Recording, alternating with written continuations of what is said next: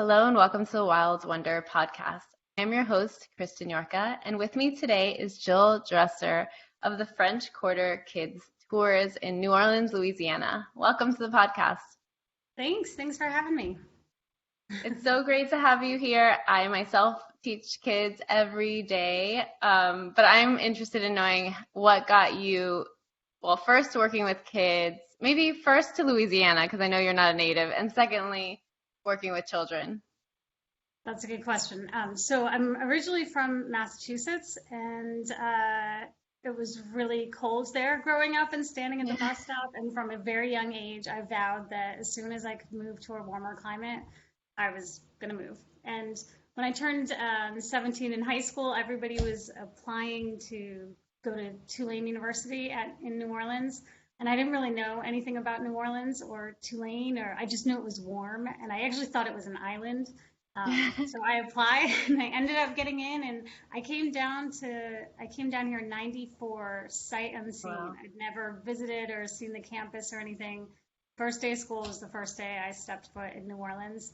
But as soon as I got here, it just kind of captured my heart and spirit, and I felt like I was home. It's a really weird feeling, but there's a lot of people who come to the city who just connect to it on a kind of a different level, and then Right. that's how it's always felt for me here. So I came here, I've been here off and on about 27 years, and while I was at Tulane, I was studying psychology and history, and I wasn't totally clear on what I wanted to do.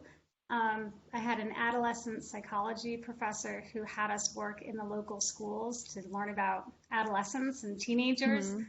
And he sent us to some pretty tough schools. And I went to this school, Elsie Forche High School, which was just a couple blocks from Tulane. And it was like a different world. It was a really kind of lacking in resources school. As a public school, the teachers didn't have like the materials they needed to teach. And I was really struck by this because Massachusetts, the education system is really, it's really excellent, honestly. The public school system there is really good. But I didn't quite realize that wasn't a universal thing, and that what I got wasn't what everybody got. And so that's kind of what started me in education. I started seeing that like access was not the same, and other kids were sitting in class, and even if they wanted to learn, they didn't have the. Then I started working with kids in local schools as part of my work study program at Tulane, and I just fell in love with kids. Then it was like initially like a political kind of social justice thing, and then I realized how goofy and awesome kids are, and they kind of just rejuvenated my spirit, and so I stayed with them, and I got away from the adolescents, though. I work with little kids. Younger kids. Yeah. What is it about younger kids that calls to you? Because I feel like I connect much more deeply with young children than I do with adults. Like, Yeah, are you also the person in the party that will like go to the kids' table instead of like hanging with the adults? Yeah, I don't know. I love how uninhibited they are, and they're just goofy. They don't seem to. I mean, they judge, but like it's not in like a malicious sort of way. Like I mean, they'll come up to me and be like, "You have really big teeth," and it's like, "Yeah, I do have." They'll say that stuff, and it's like, okay, like I appreciate they're actually saying it, whereas I don't know. I guess I don't trust grown-ups because they don't say what they're thinking, maybe. Right. It's children, it's more objective. They're not saying it to, like out of spite or for any other reason except they're making an observation and Yes. relaying that information to you. Yeah, and it comes from like a goofy, sweet, innocent space. It's not coming from like a ulterior motive. It's just you're right. It's just objective, observational sort of stuff.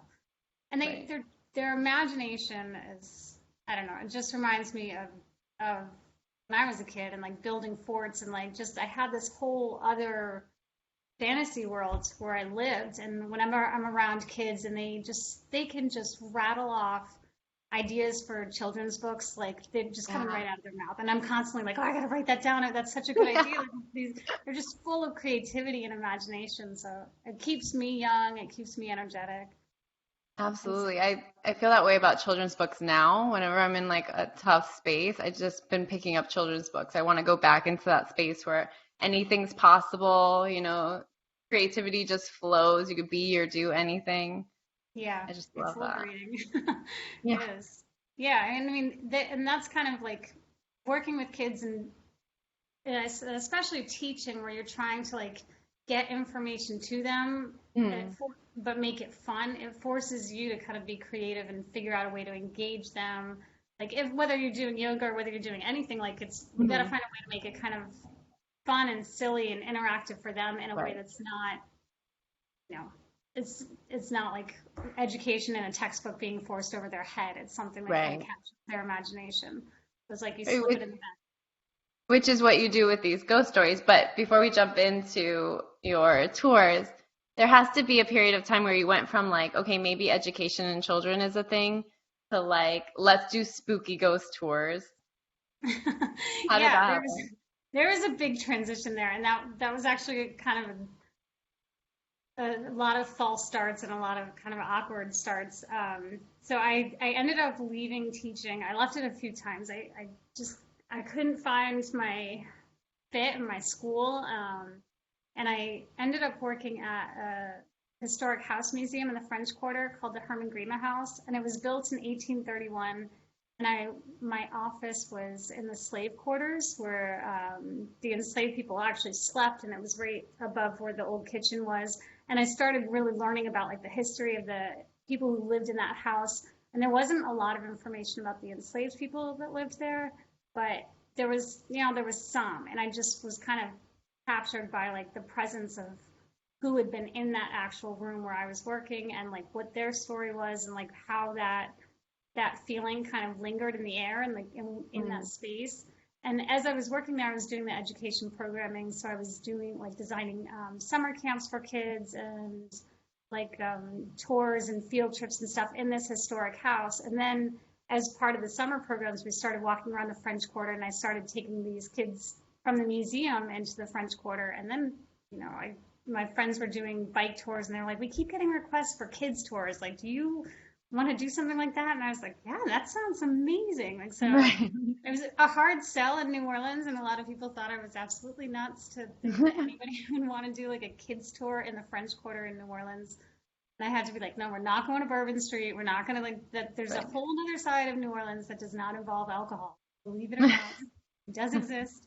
And so once I kind of started doing history tours, then I had all these kids and parents and stuff who kept talking about like ghosts in New Orleans and ghosts in New Orleans. And I thought like, this is like, yeah, but I can't, what am I going to do? Talk to kids about ghosts? Like, that's crazy. They're going to be so scared. Like, how am I going to? And I tried, and I started the Creepy Crescent tour, and then I couldn't figure out like how to dial it up or down so that they didn't have nightmares. Because last thing I wanted was them to like go home and, you know, stay up all night crying and scared and all that stuff. Right. So I'd write the tour and I'd do a few of them, and then I would just critique myself and be like, that poor kid, and you know, so I would stop it, and I tried it again because these kids kept asking about it and parents wanted it, so I just stuck with it and eventually figured out ways to make it more like intriguing and magical and kind of zero in on the fact that like ghosts can't hurt you. They're not, you know, no one's ever been hurt by a ghost. Like, you know, and then kids would be like demons and they'll tell you all these other stories. And you're like, yeah, but you're talking about something different. We're talking about like ghosts and spirits. Like, a spirit cannot physically make contact with you. And so once I could get my head around that, and communicate that to children, then I could present it in a way that was like, okay, we're going to hear about ghosts, but just keep in mind, they can't hug you, they can't tug you, they can't do anything, you know, bad to you. They might spook you because you can't understand them, but that's about it. Right. That's as far as it's going to get.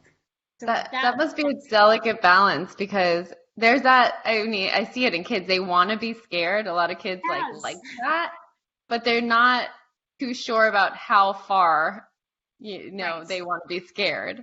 Right. Like, I've seen that on roller coasters. I've seen that with movies. They're like, yeah, we're going to do it. And then they're horrified that they decided to do this thing.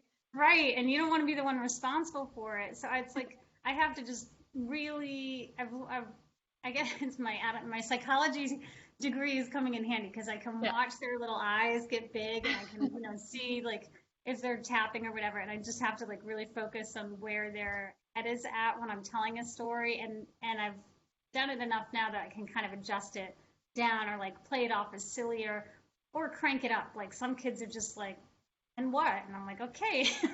And then this like crazy thing came out of the wall or whatever. And like have to get more dramatic with some kids. So Right. it's amazing though. Some kids have a really high tolerance for the scary stuff.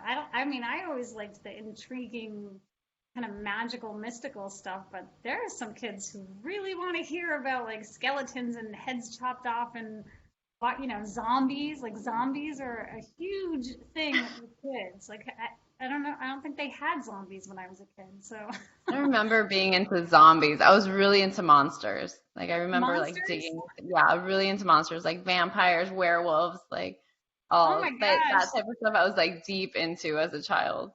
Those are scary though. Yeah. Those are like, and I've had to tell kids on tour, and I'm just like, don't tell anyone I told you this, but like, monsters are not real. Like, and they're like, really? I'm like, yeah, they're not. Like, it's just not. Because it means I don't want them to be scared.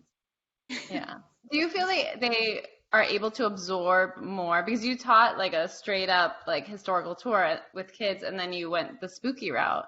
Do you feel like they're more engaged in absorbing when it's like under this theme of like stories and spooky stories? I mean, I can tell you just looking at my business statistics because I Yeah. still offer the history tour, and I can look at the bookings and like, the Creole Kids History Tour. We even stop at the Herman Grima House, and the kids get such a huge dose of history, and I'm so passionate about it. But it's a harder sell. I mean, Mm. it just in and of itself, selling that idea to kids that they're going to like a history tour is much harder. The dressing it up with like ghost stories or like delivering it through ghost stories is such an easier pill for them to swallow for some reason. Yeah. And parents are more inclined. They'll say to the kids, "You want to take a history tour? You want to go on a ghost hunt?" And the kids are going to say, "I want to go on a ghost hunt, Mom." Like, Yeah. of course, what are you Right. even asking me for? What do you Did you? think that draw is? What do you think that draw is for like us as adults and kids about ghost stories? Why do you think we love them so much? That's a really good question. I think, I mean, it just is kind of such a fundamental question of life is like, life and death and what happens Mhm. after you die that I think from a young age, all of us have to kind of figure out where we stand on that and what we think of Mm. it, whether we come at it with like a religion that, heaven and where you go, or if you think, my husband is a scientist and I didn't realize like how much I'm not like this, but he is like he's like we turn into dirt and that's the end of it. Mm. After you die, then you bugs and dirt and that's it. And I'm like, no, that's not possible. And the Right. more we kind of argue with each other, the more I lean into the fact that like I don't agree with you. I don't have an answer, but I don't agree with you. And I Hmm. think that everybody kind of has to come to some place. So there's like this like human curiosity. There's very few people I know like my husband that are just they absolutely do not believe in anything. So Right. so I don't know. I think it's almost like you have to believe in it doesn't the energy doesn't just stop like Hmm. the cynical kids on tour they're like this is all fake blah, blah, blah. And say like you've heard of Einstein and then they're like yeah of course well, Einstein says like energy cannot be created or destroyed so like at the Hmm. end of someone's life that energy doesn't just get destroyed it has to go somewhere and my husband will relent to that he'll Yeah. accept that and say you're right it's to go somewhere and I'm like well, where does it go so it like dissipates and is kind of hovers in the air so it's a weaker energy so yeah, I don't know. I don't know. The question, like, Yeah, no, I don't think there is an answer to that. I always, as a child, found ghost stories kind of hopeful. I know it sounds like weird and dark, but I always liked listening to ghost stories because it made me feel like I didn't have to be scared of death because life continued in some other way. yeah, yeah, absolutely. And you can, you've lost someone that you love, like, even if it's like a puppy or, Mhm. grandma or something, just knowing that, like, their presence or their spirit or something could possibly be with you right now and in the room with you is a Mhm. really comforting feeling. I mean, Yeah. just that having that severe belief that it's like it's just over is over is yeah you're right that there's no hope in that and it's kind of like devastating to think that way I don't know Right. how he does Go that through life. like yeah like I need to believe something even if it's I don't know. Yeah, there's got to be more to it. I mean, there's got to Mhm. be like more continuity with like the past. I just feel such a connection to the past that I know that there is that it's kind of a bigger picture of us all being kind of interconnected. Even like people that lived a long time ago, how their lives have have happened and played out impacts our lives and it is still all connected. So you can feel that energy. New Orleans, have you been to New Orleans? No, I've been to New Orleans, but I haven't been to New Orleans since college, so it's been a minute.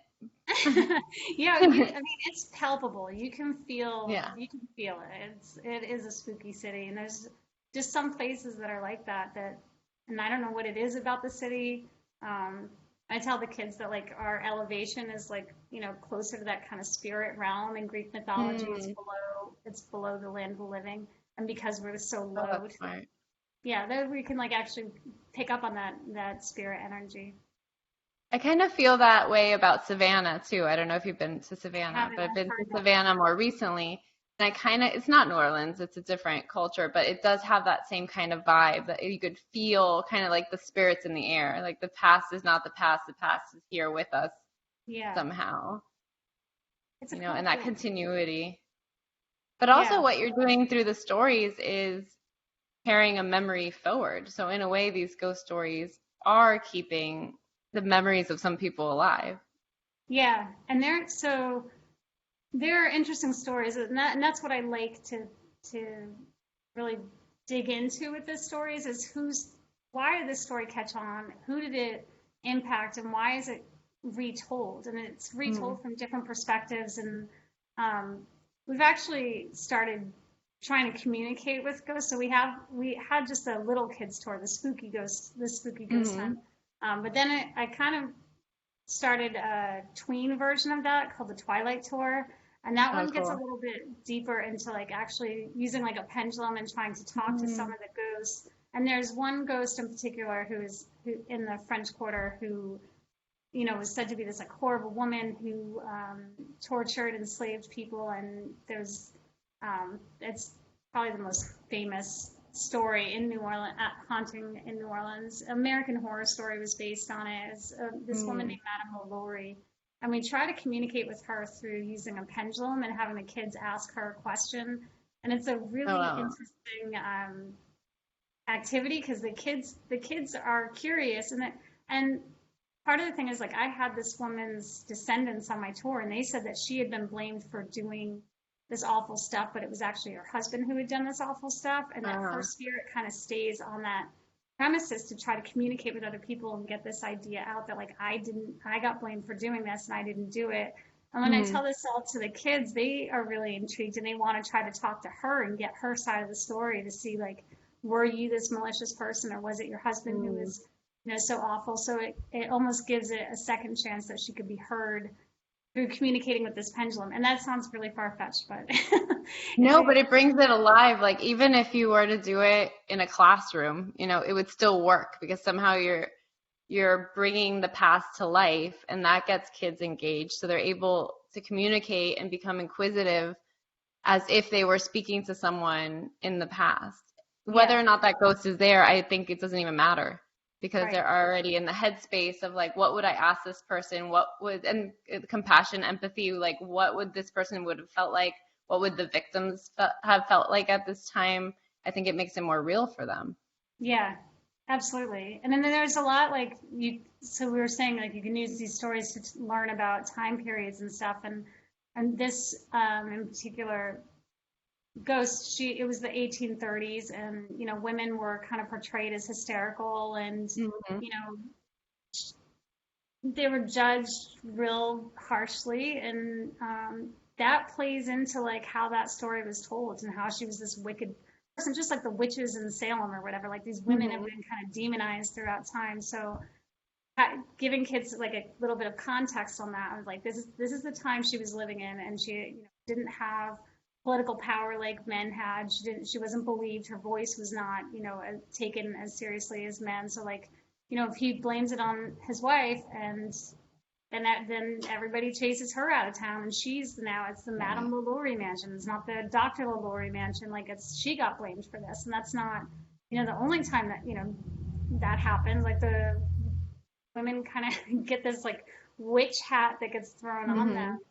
So I think just looking at trends over time, you can really see how people are treated and how like the surrounding culture feels towards them. You can do like with slaves, like there are stories of enslaved people haunting houses and Hmm. or slave masters, and like it's just interesting because it reveals a lot about what people were thinking at the time and who they feared. But also, what an important lesson for now, especially with the advent of social media and every kid having a phone, to be able to ask the question, who is telling the story and who gets to tell the story and why is the Yeah, story being told? To have those kind of questions come up, I think can help a lot of kids like make sense of the world around them yeah, instead of just absorbing information. yeah, and thinking critically about Hmm. that story, about like what the fear was and like why, yeah, why you blame some people and why you don't blame other people and how it gets told and kind of character assassination of people based on really that time period. Like you look at like what was happening and why that was Hmm. happening. Yeah, and it's interesting. There's a lot of kind of different nuances with the ghost stories throughout time. There's common themes of like lost love and Hmm. mourning and stuff that plays into it, which is But we're fascinating. also in New Orleans dealing with a lot of different cultures too, blending, right? I Yeah. mean, from the little I know, it's we have the French, we had the Spanish come through at some point. Hmm. There's the enslaved Africans. There's more recently Haitians that all Hmm. add to this mix. Yeah. And then the Americans come in with like the Protestant Right. background, and they did not go for that. There was definitely kind of almost a cultural divide, and it was a pretty deeply religious Catholic society when the French were Mhm. here and the Spanish were here. So, but voodoo was also practiced and allowed to be practiced, not in the city limits, but on the outskirts. So that Mhm. added like another dimension. So like spirituality was like it was kind of oozing out of all sides from all different people, and the like Catholicism that was practiced here was looser than other places. It wasn't so rigid. Like they actually allowed people to kind of interpret it differently. Like Mardi Gras is a great example of that because that is Mhm. like so much debauchery got Right. tangled up in that, and it's not supposed to be kind of like it's done here, but it is. It's just it's kind of a ridiculous party. If you've ever been to Mardi Gras, it's like Yeah. it's a religious holiday. You're supposed to be like get rid of all your sins the night before you start Lent. But New Orleans Yeah, I interpreted tried to explain that to my Italian husband of what Mardi Gras is. He's like, "What?" Because in Italy, it's right like this somber holiday. You go through like the traditional rituals. And I'm like, "No, it's this huge party," and we were like, yeah, "It's like, I don't understand why. Why are they doing?" I don't know. I mean, everything is like a huge party. Even like a funeral is a huge party here. There's like second line parades or funerals here or jazz funerals. And the first time I ever went to one here was Ernie Cato's funeral, which was a R&B singer back in the day. And when he died, it was this huge send off. Just I don't know, tens of thousands of people, and they were dancing on the cemetery walls, and there's some music and I the revelry that was attached to that is just seared in my mind. And it was, supposed I to be mean, this I prefer it. I don't know about yeah, you, but I would prefer a party. Where I'm Cuban American, but my mom grew up in Key West, and when there's a funeral, it's exactly like that. There's like a parade and there's a party, and I so think they've kind interesting. of watered it down here in Miami, where it's not as somber as I would say like a traditional Catholic funeral is. Like we're cracking jokes, we're taking out albums, like it's like that. Yeah, And I much prefer it than like yes. the more somber events. But Yeah, everybody grieves absolutely. differently. I just prefer to grieve celebrating life than Yeah. being sad about it. Yeah, and I mean I think that was part of like kind of the cultural thing that happened is when was taken over by America in 1803, and Americans start flooding into the city. You get this real cultural clash where it's you know they just hadn't seen races mixing together. They hadn't seen people kind of I don't know, just celebrating with such grandeur and I don't know, it was just was that Puritan mentality from like New England. That's part of the other reason why I left New England. I mean, now I like it. Now I'm charmed by it, but it seemed very like kind of uptight and buttoned up, and but down here it's very relaxed. So that's always kind of played into the stories here as well. Oh, it's really interesting how a culture deals with death. And I think that's the other thing these ghost stories teach us, like through this lens of like spooky stories. Like, how did this culture at this period in time feel about death and what happened after death and how we should respect it or celebrate it or move with it? How do we get these feelings out? Right. Yeah, so we have on the Twilight tour the is for the tweens. We talk about Victorian mourning rituals, and they like Cool. Victorians are fascinating the way they dealt with death. And there's a museum in the French Quarter, the Gallier House, that kind of digs into this and does like rituals of mourning and stuff. But talking about memento mori and how they took pictures of people when they died, and like they would take their hair and turn it into like mourning jewelry. And there are all these superstitions like covering the mirrors, and it really is fascinating. And learning about like the seances that happens like in the late 1800s, and even I think it was Lincoln's wife had seances in the White House. Like, they've actually had them in Amazing. the yeah. So it's kind of crazy that now you think about that and that's like, wow, that just doesn't happen, but why not? Like it did. And Can you imagine the scandal? I would love it if it happened, but can you imagine? right, it'd be such a Like, scandal. the president can't drop a pen without saying somebody saying there's something wrong with his brain. Imagine if there was Yes. like a seance in the White House. But at that point it's like, all right, whatever then. If you're gonna say anything about anything, like I'm gonna do what I'm gonna do. Right. There's so much scandal now, it's like True. saturation. Absolutely true. I would love to hear one of the stories that the kids really enjoy, so we could kind of demonstrate how these stories can convey culture and relations between different peoples and the time period. So we have so we there's stories like there's some that I would do. So okay, so what I'm going to be doing is a spooky studies program through our website or through YouTube, and we're going to do different kind of ghost stories for different time periods to talk about what's happening at the time period. My husband's walking in.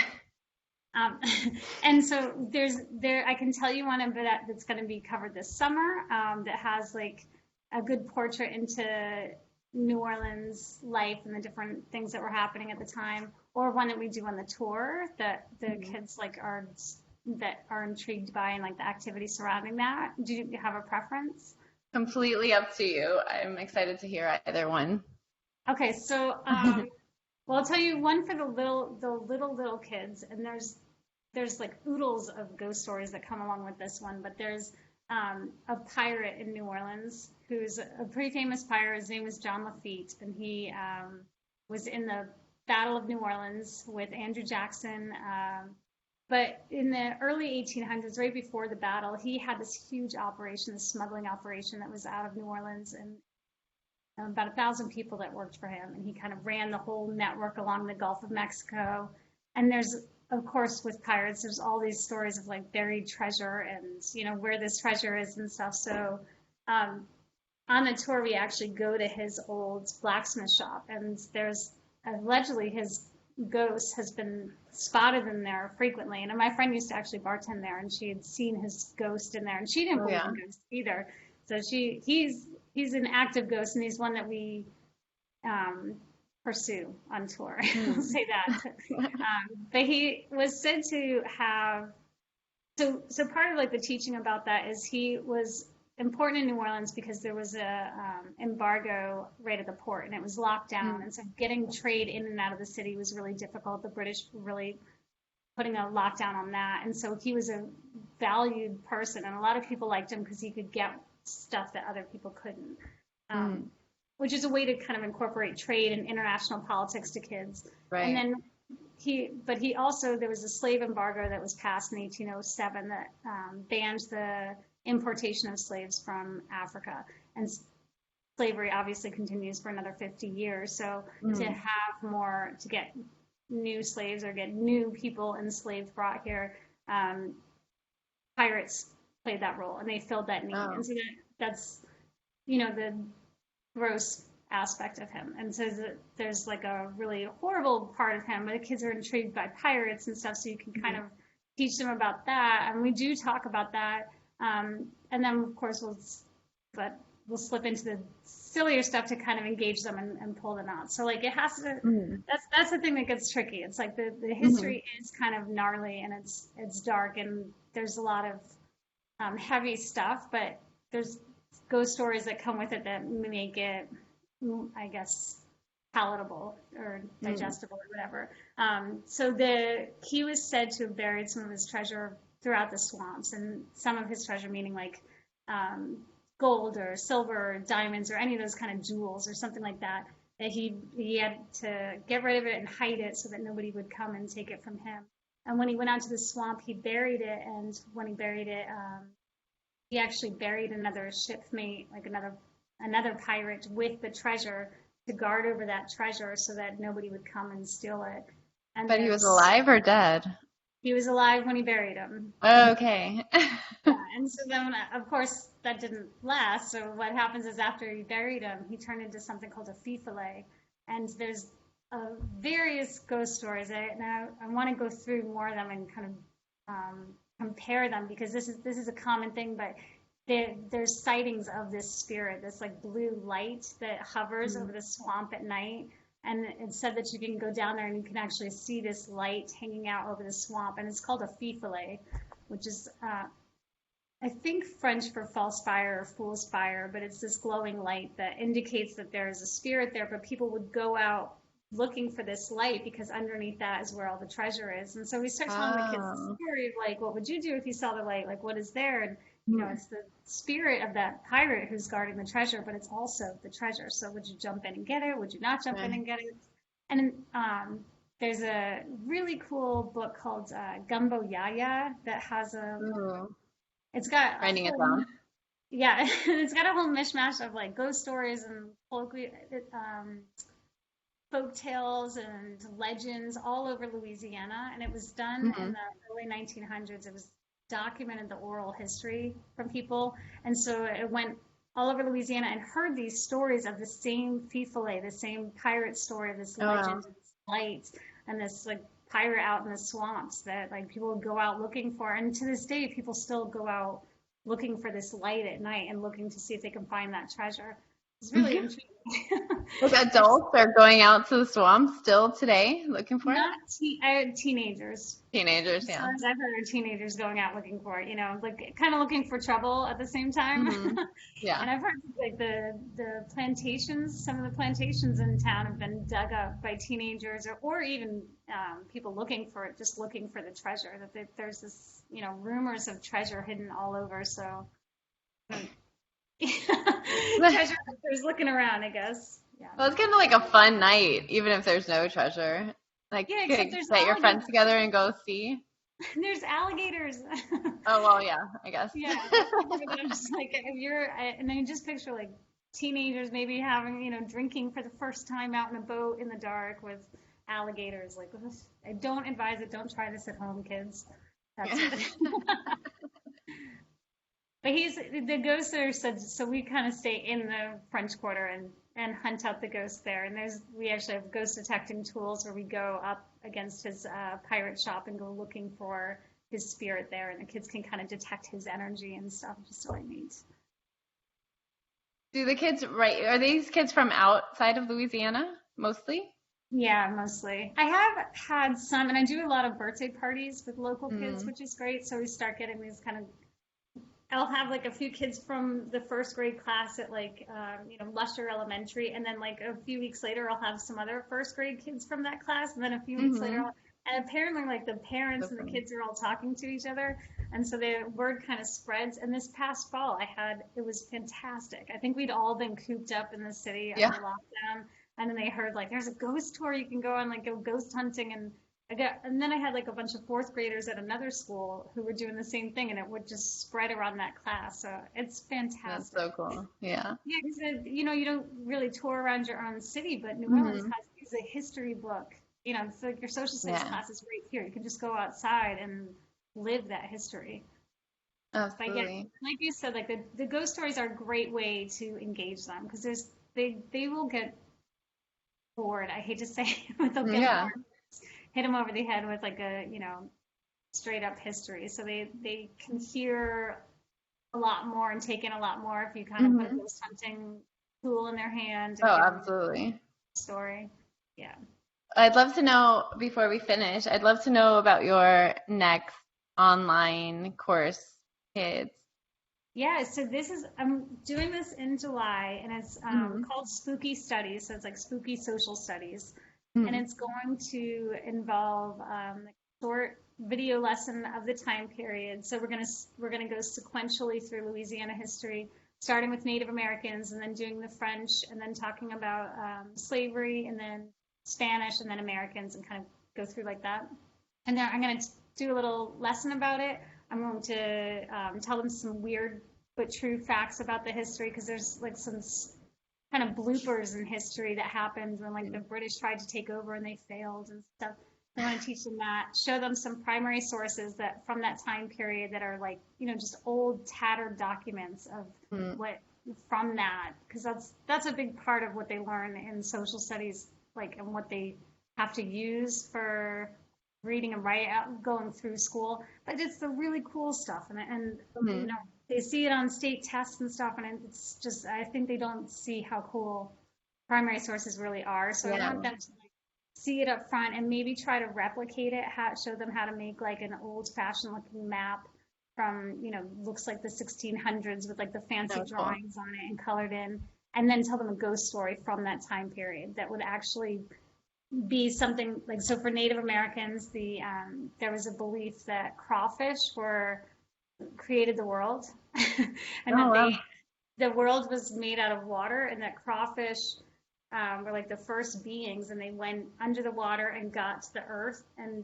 threw the earth back up, and it actually created the land, and so the crawfish was kind of created like a sacred thing, and there were totems with crawfish on it. So we want to tell the kids about that story, and I'll flesh out some more of the details, and then have the kids illustrate it.